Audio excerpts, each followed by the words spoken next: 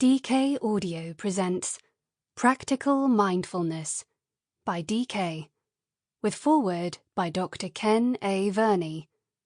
Read by Katy Sobey. Foreword. Mindfulness can be described in many ways.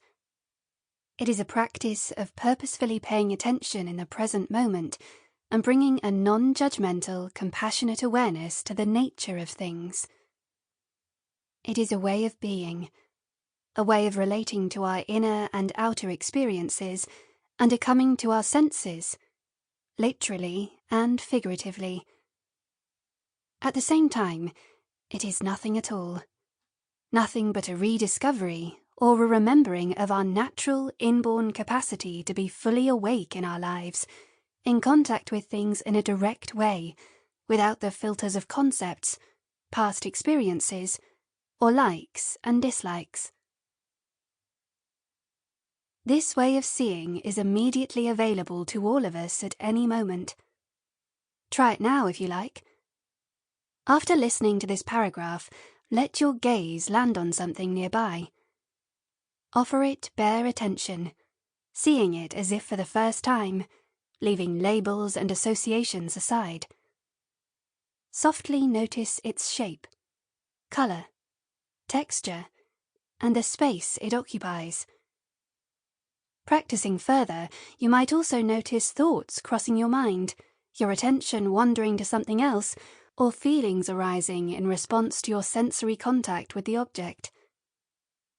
Simply come home again and again to a direct experience of the object you have chosen. Give it a try now, then return and listen again to the instructions before trying again. You can use the same object or a different one each time. What you just engaged in was a mindfulness practice. You picked an object of attention to help anchor your awareness in present moment experience, and you observed what happened in your mind, body, and heart. Most likely, much of what you observed reflects some of the elements of your everyday experience, such as distraction, desire, aversion, restlessness, doubt, or boredom. Yet there may have also been moments of just seeing. This is what is meant by mindfulness practice. It is called a practice because when we do it in a consistent fashion, we get multiple opportunities to practice with the stuff of life. Over time, we can gently shift our relationship to this stuff and learn in a safe, gradual, self-paced way how to respond, instead of react, to the habits and frequent flyers of the mind. We learn to cultivate choice and develop a greater sense of efficacy and balance in our lives. In this way, we gradually restore a healthy, friendly relationship with ourselves, begin to feel less alienated and isolated from ourselves and others, and reconnect to our own deep intuitive wisdom and creativity.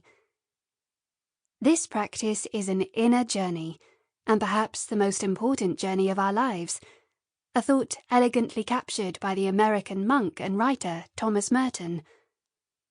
Of what use is it that we can travel to the moon if we can't cross the abyss that separates us from ourselves?